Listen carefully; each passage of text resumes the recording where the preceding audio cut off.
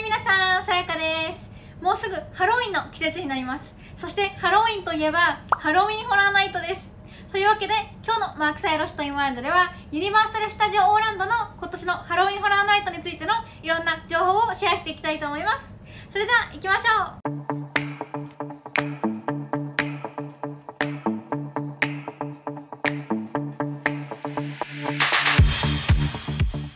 それではまずは少しのベーシックな情報から入っていきたいと思います。今年のユニバーサル・スタジオ・オーランドのハロウィンホラーナイトは9月の2日から10月の31日までのセレクトナイトに行われます。これはスペシャルティチケットイベントなので、ハロウィンホラーナイトに参加するにはハロウィンホラーナイトのイベントチケットを購入しないといけません。そして今年のハロウィンホラーナイトでは10個のホーンテッドハウス、お化け屋敷、5つのスケアゾーン、2つのライブショー、そしてハロウィンがテーマの食べ物と飲み物、ハロウィングッズ、そしていくつかのユニバーサル・スタジオのアトラクションを楽しむことができます。それでは今からユニバーサル・スタジオが公開した情報をもとに10個のそれぞれのホーンテッドハウスとそれらの詳細をシェアしていきたいと思います。まずはザ・ウィーケンド・アフター・アワース・ナイトメア。今年はなんとユニバーサル・スタジオ・オーランドとユニバーサル・スタジオ・ハリウッドの両方のハロウィンホラーナイトにザ・ウィーケンドのホラーハウスが登場します。ザ・ウィーケンド・アフター・アワース・ナイトメアはザ・ウィーケンドのアルバムアフター・アワースのトップソングとダークミュージックビデオによりインスピレーションを受けたお化け屋敷になっています。史上初いくつものアワードを受賞したアーティストザ・ウィーケンドがユニバーサル・スタジオのハロウィンホラーナイトと協力し、彼の記録的なアルバムアフター・アワースを元にした真新しい恐怖のお化け屋敷を生み出しました。体験中ずっとヒットアルバムの不気味なサウンドが反響する中、ゲストはグロテスクなキャラクターとアーティストの音楽とショートフィルムのテーマに満たされたザ・ウィーケンド・アフター・アワース・ナイトメアで現実離れした悪夢のような状況に足を踏み入れます。そして次にハロウィーン。これはジョン・カーペンターの1978年のクラシックなホラー映画ハロウィーンが元になっているお化け屋敷です。以前のハロウィンホラーナイトにもハロウィンのお化け屋敷はありましたが、今年のハロウィンホラーナイトにも復帰し、ゲストはここでは凶悪なマイケル・マイヤーと対面します。マイケル・マイヤーはゲストの全ての動きをストーキングしていて、ゲストは彼の荒廃した家と映画の中の身の凍るような瞬間を通っていくとともに、ナイフを振り回すマイヤーからの攻撃を狭くかわしていきます。そして次にザ・ホラース・オブ・ブラムハウス。新しいお化け屋敷ザ・ホラース・オブ・ブラムハウスは真新しいホラー映画ザ・ブラック・フォーンとホラーコメディ映画フリーキーを元にしたデザインを特集していて、2つのホラーマスターピースが現実となります。ザ・ブラック・フォーンをテーマにデザインされたエリアでは、ゲストは連続殺人犯グラバーの楽しい家のベースメントに閉じ込められ、彼の次の被害者になる前にどうやって逃げ出すかささやく幽霊からの助けの声を聞きながら裏をかいてグラバーを出し抜き必死に逃げ出そうとします。そしてフリーキーがテーマにデザインされたエリアでは、ゲストは高校生の女の子と体を入れ替えたザ・ブチャーから逃げ出さないといけません。次のお化け屋敷はユニバーサル・モンスターズ・レジェンズ・コライドです。ユニバーサル・ピクチャーズの最も名高いホラーアイコンザ・ウルフマン、ドラキュラ、そしてミイラが真新しいユニバーサル・モンスターズ・レジェンズ・コライドのお化け屋敷で初めて集合します。このお化け屋敷はゲストを3人のモンスターたちがただ一つのザ・アミュレット・オブ・ラという魔除けを探している19世紀にトランスポートします。狼男はこの古代の古物が彼の恐ろしい呪いを解くパワーを持っていると信じていて、ドラキュラとミイラはこの遺物を人類を支配するために使うという邪悪な計画を立てています。そして彼らは遺物探しの狩りをしていて、邪魔になるもの全てを破壊していきます。満月の夜、彼らはついに対決し、ゲストはこの恐怖のトリオの魔除けをめぐる血に飢えたバトルの最中に巻き込まれてしまいます。次にスピリッツ・オブ・ザ・コーベン。これは魔女がテーマのお化け屋敷です。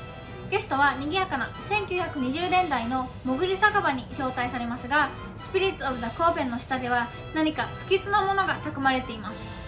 ここでは一見美しく見えるフラッパー魔女たちの集会は隠された醸造エリアに入っていった人々を誘い出します。そして魔女たちは彼らを罠にかけると醜い本当の姿を現し、ゲストを魔女の煮物にしてしまいます。魔女たちが笑っている間、他の全員は叫ぶことになります。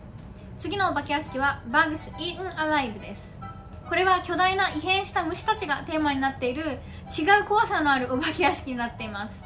ゲストは将来の1950年代の家をツアーしているうちに害虫コントロールシステムの故障が原因で氾濫している昆虫たちの大群に囲まれてしまいます。そしてたくさんの足が生えたり巨大化したり異変したり人間のホストに産卵したりしている虫たちはゲストを恐怖に陥れていきます。Bugs Eaten Alive では入ってしまったゲストはハエのように落ちていきます。これはなんかすごい気持ち悪いお化け屋敷っていうよりなんかすごい気持ち悪い家みたいな感じですごい絶対行きたくないですそれでは次にフィエスタ・デ・チュパカブラス。このお化け屋敷は離れたラテンアメリカの山にある一つの小さな村を舞台にしています。ここでは村人たちは毎年のカラフルなお祭りフィエスタ・デ・チュパカブラで伝説の生き物チュパカブラに敬意を表しますが、このお祭りには村人たち以外には知られていないものがあります。なんと村人たちは明るいライトで観光客をおびき寄せ、自分たち自身がチュパカブラの被害者にならないよう彼らをチュパカブラの生贄にします。村人たちは観光客をぶった切り彼らの血を絞り取り、この獣をなだめるために彼らの血が入ったバケツをドアの外に置きます。そしてこのカラフルな村のストリートには被害者たちの真っ赤な血が並んでいます。それでは次のお化け屋敷はヘルブロックホラーです。ヘルブロックホラーではゲストは危険なモンスターが囚われている秘密の刑務所への訪問を生き延びないといけません。このお化け屋敷は世界を破壊しようとしているエイリアン、ゾンビ、ヴァンパイアを含む超自然的な生き物たちを監獄している秘密の刑務所という設定です。ここではこれらの囚人たちを封じ込めている次元間のパワーコアが故障し、モンスターたちは檻から抜け出してしまい、ゲストと出口への簡単なアクセスが許されてしまいます。ゲストは彼らがパワーコアを爆発させて世界を破壊する前に刑務所を破壊しなければなりません。それでは次にデッドマンズピアウィンターズウェイク。これは2016年のデッドマンズワーフというスケアゾーンの非公式の続編になっています。このお化け屋敷は冬の時期のニューイングランドの漁村が舞台になっていて、死んだ船員たちのお化けにアタックされます。船長に化けた幽霊は死んだ漁師たちを彼らの水の中の墓から呼び寄せます。ゲストは2016年のスケアゾーンデッドマンズワーフで彼らから逃れたかもしれませんが、ここでは彼らに捕まって水の下に引きずり込まれる前にまた危険に備えないといけません。次に Descendants of Destruction。 Descendants of Destruction はミュータントが住む地球終末後の放棄されたニューヨークの地下鉄トンネルが舞台になっています。隕石が地球に墜落し、ほとんどの人類が死んだ後、ニューヨークの残った生存者たちは地球の終末的な状況から逃げるために地下鉄のトンネルに隠れました。数世紀後、彼らは地下の闇の中で迷子になり、血に飢えたミュータント生物に進化しました。お化け屋敷は3つの部分に分かれ、お化け屋敷は先に進むにつれて人類はより異変していきます。また明かりも電池式ライトから最後の方には生物発光キノコに頼ることになり、先に進むにつれだんだん暗くなっていきます。Descendants of Destruction では人間性を捨てた醜い生き物たちは暗闇の中を通り抜けようとするものを全て捕食していきます。それでは以上が今年のユニバーサル・スタジオ・オーランドのハロウィン・ホラーナイトのお化け屋敷になります。そして皆さん、これらの10個のお化け屋敷はもう全部すごい怖そうに聞こえますが、このお化け屋敷の外ではリラックスできると思ったら大間違いです。ハロウィン・ホラーナイトではパーク中のいろんなところにスケアゾーンも設置してあって、このスケアゾーンではスケアアクターたちが皆さんを脅かそうとしてきますそして今年は全部で5個のスケアゾーンが設置されるみたいなので、今からこの5個のスケアゾーンについて説明していきたいと思います。まずはホラース・オブ・ハロウィーン。ハロウィーンのスピリットザ・パンプキンロードが今年のイベントを乗っ取りに帰ってきました。彼は悪魔や幽霊や魔女を含めた凶悪な生き物たちの大群を召喚します。次にスケアクロー・カーシド・ソイル。放棄された農場でカカシの捕虜が地球の近くから登ってき、復讐のため魂をハントします。そして彼らはこの荒廃した農場に入るものの悲鳴を収穫します。次にスイートリベンジ。メジャースイーツキャンディーカンパニーのお菓子は1950年代の子供たちを狂った殺人鬼にしていきました。ここではパイントサイズのコスチュームを着たマニアックがストリートを歩き回り、ハロウィーンの夜はトリックオアトリートソーラーになります。次にグレイブヤードデッドリー・アンレスト。毎年ハロウィーンの前夜、暗い嵐が墓地に降り立ち、長い間死んでいた魂を目覚めさせます。これらの亡霊は墓からよみがえり、魂を永遠に捉えます。生きている誰一人彼らから逃れることはできません。そして最後にコンジュアー・ダ・ダーク。ここでは邪悪な魔術師がねじれた石の遺跡に入り、黒暗の次元から怪物を呼び寄せました。このハロウィーンでは血が彼女の夜の軍隊の餌になります。それではこの5つが今年のハロウィンホラーナイトのスケアゾーンになります。そしてお化け屋敷とスケアゾーンの他にもライブショーも行われます。そして今年は復活した以前のフィアファクターライブステージでのライブショーとパークの中央のラグーンで行われる新しいショーの2つのショーを見ることができます。まず1つ目のショーはハロウィンナイトメアフュールワイルドファイヤーです。昨年大騒動を巻き起こしたショーが新たな悪夢に燃えて帰ってきました。火と空中のパフォーマーは今年また恐怖を再燃させます。このショーでは世界的に有名なパフォーマンスグループザ・フュールガールズが登場し、ドキドキするメタル、ロック、エレクトニックの音楽に合わせて新しい悪夢の奥深くにいる新たなドリーマーに光を当てます。そして今年登場する新しいショーはゴーリッシュ・ア・ハロウィン・テイルです。これは巨大なウォータースクリーンと不吉な音楽が使われているユニバーサル・スタジオのラグーンで繰り広げられる壮観で不気味なショーになっています。闇が落ちた後、ゲストが墓の向こうに行くとゴーストストーリーが現実になります。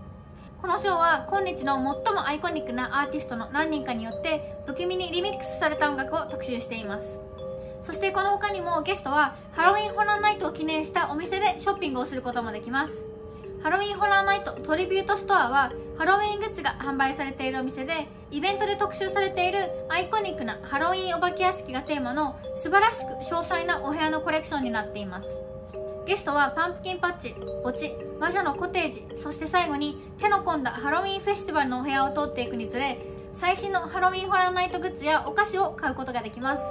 それでは今からハロウィンホラーナイトが行われる日にちと、そしてハロウィンホラーナイトのチケットについて少し説明していきたいと思います。今年のハロウィンホラーナイトは9月の2日から10月の31日までのセレクトナイトに開催されます。シングルナイトチケットは1日だけハロウィンホラーナイトに入れるチケットで、値段は日によって違いますが1人73ドル99セントからです。ラッシュオブフィアパスは1人129ドル99セントで、最初の17日間のイベントナイト中いつでもハロウィンホラーナイトに入ることができる複数日のチケットです。フリクエントフィアパスは1人179ドル99セントの複数日のチケットで、毎週日曜日から木曜日までと最初のハロウィンホラーナイトの週末の合計27日の夜にハロウィンホラーナイトに入ることができます。フリクエントフィアプラスパスは1人219ドル99セントで、より多くの合計36日の夜にハロウィンホラーナイトに入ることができます。オルティメットフリクエントフィアパスは1人324ドル99セントで、イベントの全部の日にハロウィンホラーナイトに入ることができます。またこのパスを購入すると5時以降の無料のパーキングもついてきます。そしてこれらのイベントチケットに加えて別料金の体験を追加することもできます。ハロウィンホラーナイトエクスプレスパスは全部のお化け屋敷の通常の列と対象のアトラクションの通常の列を1回ずつのみスキップできるパスになっています。ハロウィンホラーナイトレストインピースツアーはガイド付きの歩いて回る VIP ツアーになっています。このツアーではレストインピースガイドとのツアーの間、優先 VIP エントリーを使ってお化け屋敷や対象のアトラクションに入ることができます。ツアー代は299ドル99セントからで、これにはハロウィンホラーナイトのチケットは含まれてないです。なのでハロウィンホラーナイトのチケットの上にこの料金が必要になります。そしてこれは他のゲストも含んだグループで回るツアーになっているので、他のゲストと一緒に回るのが嫌だったら同じツアーのプライベートバージョンのハロウィンホラーナイトプライベートレストインピースツアーを購入することができます。このツアーも基本的にはさっきのハロウィンホラーナイトレストインピースツアーと同じような感じなんですけど、これはプライベートっていうのと、さっきのプライベートじゃない方のツアーでは優先 VIP エントリーはそれぞれのお化け屋敷や対象アトラクションで1回のみ使うことができます。なので同じお化け屋敷に2回優先 VIP エントリーを使うことはできないという感じですね。だけどこのプライベートツアーでは VIP エントリーが制限なく使えます。なのでどのお化け屋敷にも何回でも優先エントリーを使って入れるということになります。そしてこのプライベートツアーの値段はウェブサイトに載っていなくて、多分すごい高いと思うんですけど、予約するにはこの予約ナンバー 866-346-9350 に電話をしないといけません。そして次にハロウィンホラーナイツ Behind the Scenes Unmasking the Horror Tour。 これは日中にライトがついたまま行われる VIP ツアーで3個か6個のお化け屋敷を巡ることができます。3個のお化け屋敷のツアーは79ドル99セントからで、6個のお化け屋敷のツアーは129ドル99セントからです。そして次にハロウィンホラーナイツスケアアクターダイニングエクスペリエンス。これはルイーズイタリアンレストランでの限定ダイニング体験で、スケアアクターたちと一緒にダイニングできます。また彼らとの特別な写真撮影体験も含まれています。そしてこれは1人54ドル99ドルになっています。それでは以上が今年のユニバーサル・スタジオ・オーランドのハロウィンホラーナイトについてのいろんな情報の紹介になります。アメリカのハロウィンホラーナイトはどれぐらい怖いのかといったら、私はまだ行ったことがないのでわからないんですけど、公式ウェブサイトには小さい子供たちには強烈すぎるので13歳以下の子供たちにはおすすめしてないですっていう警告もあるので、多分それぐらい怖いんだと思います。あともう一つ、もし皆さんが行く際の注意点なんですけど、コスチュームやコスチュームマスクの着用はハロウィンホラーナイトでは禁止されてます。なので、コスチュームとかは着ていくことはできないです。さっきも言った通り、私はまだハロウィンホラーナイトに行ったことがなくて、今年はちょっと予定が事情があって今年はちょっと行けないんですけど、行けたら来年体験してみたいです。これは今日は10個のお化け屋敷を紹介したんですけど、皆さんはどのお化け屋敷を一番体験してみたいか、ぜひコメントで教えてください。それでは今日のビデオはこれで以上になります。ここまで見てくれた方はぜひいいねボタンを押してくれるととっても嬉しいです。ぜひよろしくお願いします。そしてもし皆さんがまだマークサイロストインワイルドにチャンネル登録をしてなかったら、私たちは旅行のブログやテーマパークについての動画を配信しているので、興味があればぜひチャンネル登録をよろしくお願いします。それでは見てくれてありがとうございました。また次の動画でお会いしましょう。Make today magical! Bye!